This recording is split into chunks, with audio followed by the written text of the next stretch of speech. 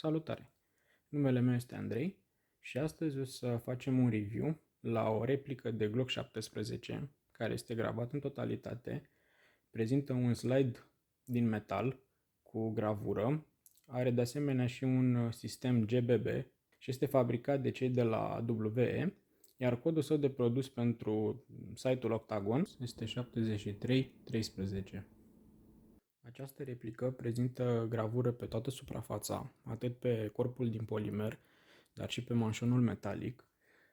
Puterea sa este de 1 joule, are o unitate de hop-up reglabilă, iar accesul la această unitate de hop-up se face prin demontarea manșonului și reglarea rotiței respective. Calibrul țevii cu care vine această replică este de 6,08 mm, iar lungimea acesteia este de 90 de mm. Această replică funcționează pe green gas. Acesta este încărcătorul. Este în totalitate din metal. Are o capacitate de circa 24 de bile. Gazul se administrează pe aici. Aceasta este o protecție care se poate da jos. O puteți da jos astfel, prin apăsarea acestei pârghii și înlăturarea sa.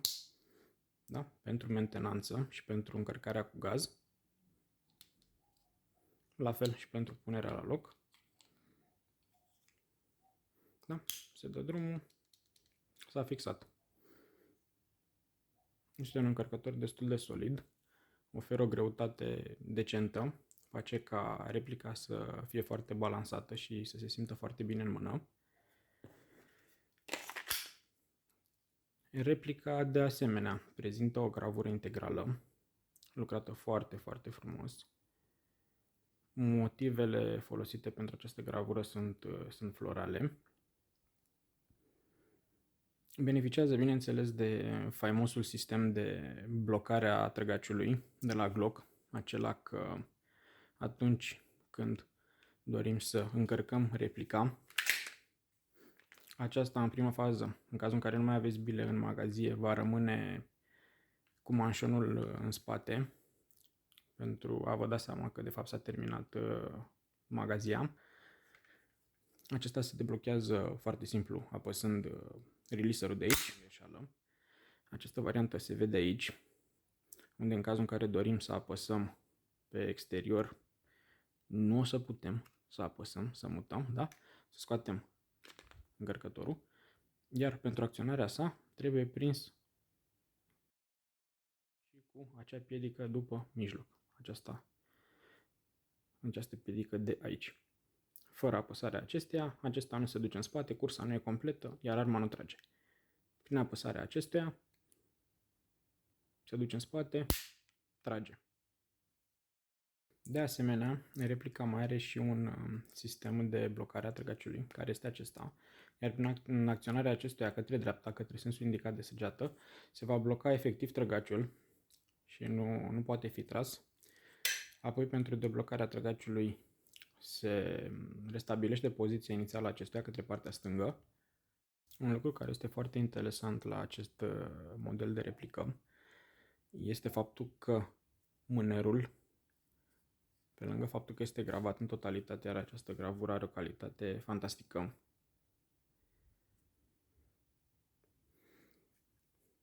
Mânerul acesta prezintă două adâncituri în partea aceasta, în partea stângă, dar și în partea dreaptă, lucru care face ca această replică să stea foarte bine în palmă, iar mâna și degetele implicit să aibă o poziție foarte, foarte corectă, foarte relaxantă.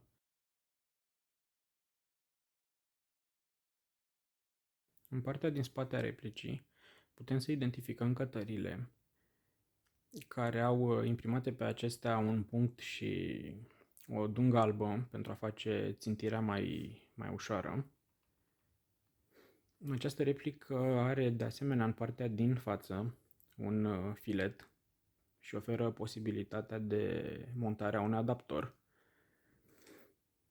De exemplu acesta, cu ajutorul căreia se poate monta fie un amortizor sau un tracer, iar acest lucru nu va afecta nicio formă funcționalitatea replicii. Pentru a avea acces la unitatea de hop-up și pentru a o regla, se îndepărtează în primă fază încărcătorul replicii. Se folosesc aceste mici butoane după laterala stângă, dar și laterala dreaptă. Pentru demontarea manșonului, acestea trebuie acționate, coborâte către jos, simultan. Da? Se trage manșonul ușor în spate, iar apoi cu acestea apăsate în jos, acesta se eliberează și se scoate de pe corpul de polimer. Aici identificăm arcul. Acesta este sistemul de hop-up, unde se identifică și această rotiță mică. În cazul în care dorim să facem reglarea acesteia, se va mișca ușor către în față sau către în spate. În interior, sub acest arc, putem să vedem și țeava metalică. Acesta este manșonul.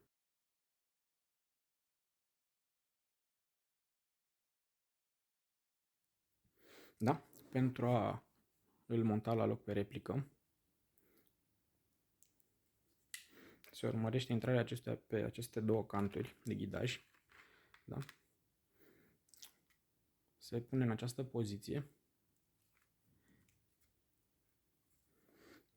Iar apoi se împinge către spate.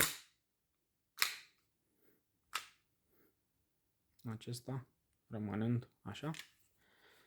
Da? Prins aici, putem să observăm că și țeava interioară este de asemenea gravată și este din metal. Iar acesta revine prin acționarea acestui buton care duce și manșonul către față.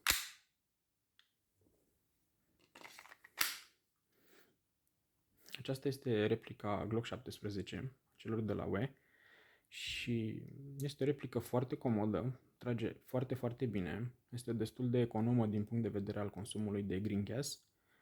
Greutatea sa este una consistentă, aduce foarte bine cu arma reală, lucru care îl face să fie destul de realist este acest manșon din metal, care este foarte frumos gravat, dar și acest încărcător care este din metal și de asemenea are și el o greutate destul de ok.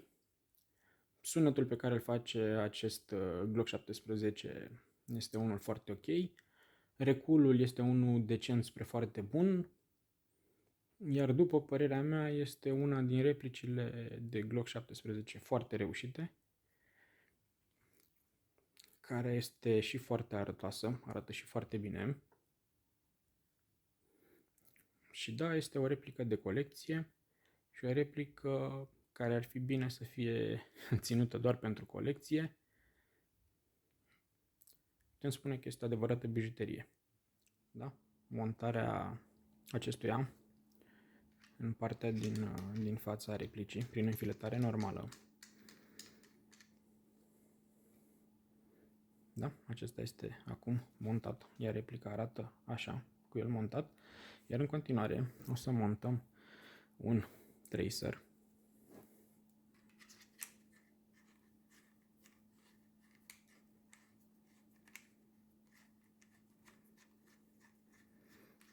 Montarea tracerului, după cum vedeți, se face cu o mișcare contra celor de ceasornic și acesta se strânge, da? Până ajunge la baza.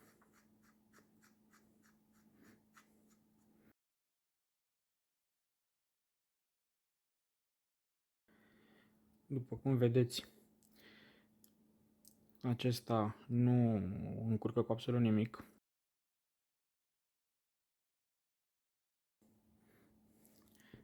Replica arată foarte bine. Nu încurcă cu absolut nimic în cazul în care dorim să o ochim, da? Sistemul de ochire și cătările nu sunt afectate. Da? Armarea manșonului. Nu. Acest tracer nu încurcă cu nimic. Acest mic joc a țevii interioare nu reprezintă o problemă. Este normal să fie așa pentru că este vorba de piese în mișcare. Prin revenirea manșonului,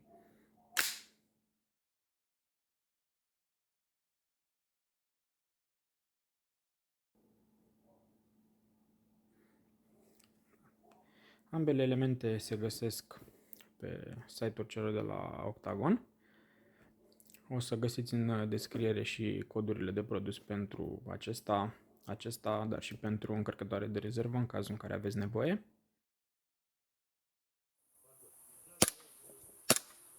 Bun.